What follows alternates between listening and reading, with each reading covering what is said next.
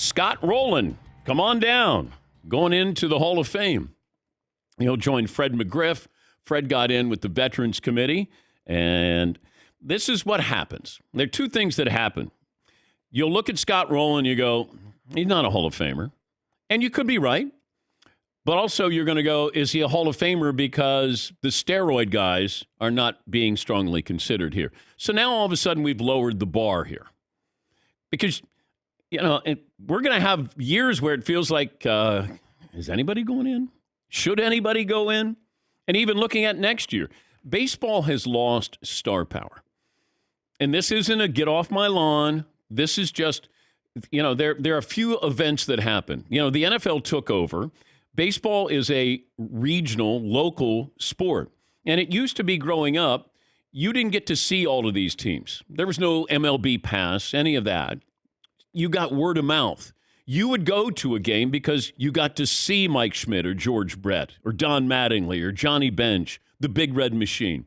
Or you could go and watch that pitcher, Steve Carlton. You're going to go watch him. This is what I did growing up. I got a chance to go and see these players. It's not like I could watch their games. There was a game of the week, and you would watch that game. But how many baseball players can you name? And I'm talking about household names, where if you brought it up, people would know who you were talking about. Shohei Ohtani, Aaron Judge. Mike Trout's name would come up, but people probably couldn't pick him out of a lineup. He's not in the playoffs. He's not a guy who's outgoing, doing interviews. Ohtani is limited with doing interviews, but he is famous. He's worldwide famous. Bryce Harper is famous. Now, there are great players. Don't get me wrong. There's just not star power. Now, when it comes to the Hall of Fame, you go, Scott Rolan. No star power whatsoever. Very good player. Played the game sort of the way Mike Trout does. No nonsense. Go out there and play baseball. Mike Trout's a better player, but with Scott Rolan, okay, one of the great defensive third basemen of all time. Okay. Played for the Phillies, played for the Cardinals. Got a moment that stands out? Probably not. But he's going into the Hall of Fame. And I think that's what's going to happen is, you know, as we move forward, baseball needs to kind of figure out how do we get star power back. And, you know, Artie Moreno decided not to sell the Angels. And I think, you know, if I'm Shohei Ohtani, I'm out of there. Like I can get my $500 million someplace else. I'm going to wait one more year, and then I'm going to play someplace else. Because I needed new ownership in there with a new direction and spending money. Better farm system, scouting, all of those things. If not, you're going to be like, here we are again. And Shohei Ohtani, all he has to do is look across the locker room and see Mike Trout and go, I don't want that. You know, Mike got paid, but you got 3 playoff games. He's going to be a Hall of Famer. But you're going to see his stats at the end of his career and go, wow, all right. Shohei Ohtani, to me, that's baseball's best resource right there. He's the most valuable resource baseball has right now. And the Angels aren't able to use that. Baseball, they're trying. You know, Aaron Judge is up there too. But, you know, he had a Herculean type season. And he's larger than life, and he did it for the Yankees. Yes, I get a little caught up in the fame part of Hall of Fame. And I don't know that that's necessarily fair, but there are a lot of players that are like, hey, he's a really good player. He's like that you want on your team, and you're like, hell yeah, look at the numbers this dude is putting up, but he's not a superstar. Yeah. And I get a little too caught up, I think, when I'm looking at these things about who was a superstar and who wasn't. Ken Griffey Jr. was a superstar. Yes, that when he was going to play or you got a chance to see him, you wanted to make sure that you wanted to see Ken Griffey Jr. either in person or on TV. And there's a ton of dudes who like, hey, if you're chasing a ring and you're like, hell yeah, you need this guy on third base. You need Scott Brocious. You know what I mean? And you're like, hell yeah, all right, but he's not the star of the team, you know? No. And a lot of these dudes they are Hall of Famers and they put up great numbers, but they're not stars to me. They don't match that fame part of it. Yeah, like Justin Verlander, okay, he sort of had star power, has it because of his wife. I mean, he's a great pitcher. Nobody talked about him in Detroit. And then be like, oh, he's going to the Astros. Oh, he got better. And then, he was on display in the postseason. Max Scherzer, as much as I loved watching him pitch, I'm one of the few people, probably one in the D.C. market, who's watching the Nationals when he's pitching. Clayton Kershaw, wonderful pitcher, Hall of Fame pitcher.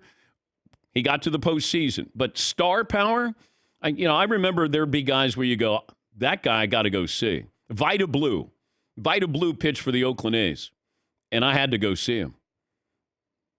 Nolan Ryan, Tom Seaver. There were guys that you wanted to go see because you had heard about them. That was like, Tom, terrific. I'm going to go watch him. Mookie Betts, I love him, but he's not star power household name. And it felt like he was when he was with the Red Sox, not so much with the Dodgers. And he's a great player. Baseball lacks, there's a lot of guys in the NBA that Well, they may not be great players, but you do know them, or you know them a little bit more than you probably should. They're not as good as, their profile on social media, but they draw attention there. Baseball lacks that. And therefore, Scott Rolan's not a star. Had, really good numbers. Is Scott Rolan better than Don Mattingly? Is Scott Rolan better than Dale Murphy? Now, those guys had star power. Scott Rolan was just a good ball player. Is he a Hall of Fame ball player? And I start to look at the names next year. Chase Utley, good ball player. 6-time All-Star. Joe Mauer. Joe Mauer's a Hall of Famer. He won, 3 batting titles? MVP. Not necessarily star power. David Wright. The only reason why you might know him, he played for the Mets. Adrian Beltre.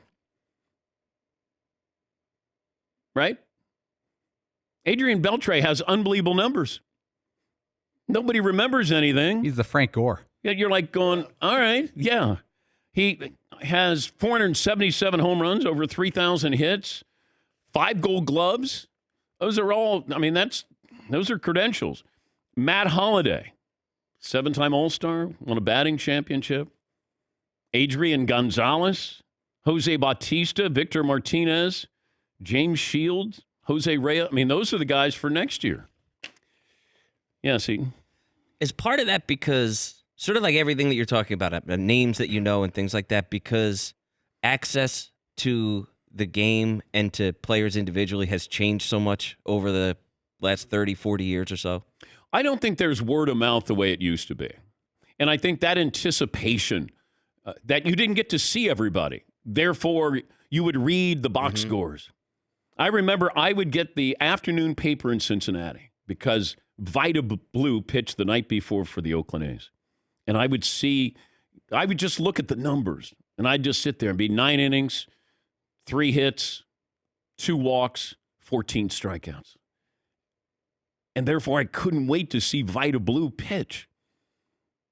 And baseball doesn't have that now. There's no anticipation.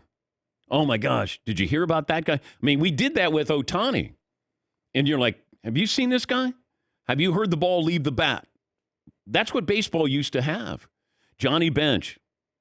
It was Johnny Bench and Thurman Munson. Carlton Fisk, who's the best catcher? And then all of a sudden, Bench would be in the World Series and hitting home runs, or, like you just had, it was more of a topic of conversation. And baseball's lost that. Regionally, it's great. But Roland gets in. Todd Helton, 72% of the vote. Billy Wagner, I think, is a Hall of Famer. Andrew Jones, Gary Sheffield, Carlos Beltran. Jeff Kent is probably if Scott Rolan's a Hall of Famer, I'd put Jeff Kent in. It may open the door for others. A-Rod and Manny got 35%. Manny got 33%. And they're stars. Manny was a star. He was. He had a lot. Maybe he had too much. Yeah, Paul. I like a guy like Todd Helton had like a 7-year window hitting 320, 372, 336, 329, 358, 347, 320. Send that cat to the Hall of Fame. Let's move on with that one. And you said Dale Murphy. I agree with Seton. There's star power has to factor into it. Remember those Braves teams? They stunk, but they were on TBS. Yeah. And you'd tune in to see Dale Murphy for about a 7-year window, and he felt like a superstar. I just felt that he ended with, I think, 398 home runs. If he ended with 400 home runs, as strange as that's going to sound, we might have looked at him as a Hall of Famer. Don Mattingly needed one more year, and that was the year that they ended up winning. And, he had to retire because of the back injury. So he didn't have a Kirby Puckett type injury where you go, oh, my gosh, if that didn't happen, Donnie had a bad back. But, man, you look at that window there. It's like Terrell Davis with running backs. Don Mattingly put up a run where you go, I mean, he won the MVP, and he lost the next year by 3 votes, I think. Right. Like he would have gone back to back. That's like winning 2 Cy Youngs. They got to keep you out of the Hall of Fame. Yeah, Marv. Yeah, to Paulie's point, Hall of Fame is definitely important because growing up, I always thought Keith Hernandez and Don Mattingly were Hall of Famers because I saw them everywhere. I saw Keith Hernandez in The Scout with Brendan Fraser. I was like, man, this guy's awesome. And then you Wikipedia years later, and he's not in the Hall of Fame. Like, he was on the Mets. He was a star on that team and an MVP. And I know it sounds like we rail on the game. I miss the game. I miss baseball, the way it used to be played where there was movement there. Not just home runs. I miss that with basketball now. It's all just 3-pointers. And it's a shame because these are great players, and this is how you're supposed to play the game. The analytics say this is how you play the game. It's unfortunate because a whole generation is really cheated on what baseball used to be. I mean, you may watch old highlights and go, wait, what? He hit the relay man? Wait, was that a hit? Wait, did he run and then they hit? Yeah, it's called a hit and run, son. What's he doing with his bat? Like, it's a bunt. What? You got to be kidding me. That was a backdoor cut. What? That's a 15-foot jumper. Why do they do that? Doesn't sound exciting, but it had movement. Baseball had movement. Basketball had movement. Yes, Eden. You should get benched for a 15-foot jumper now.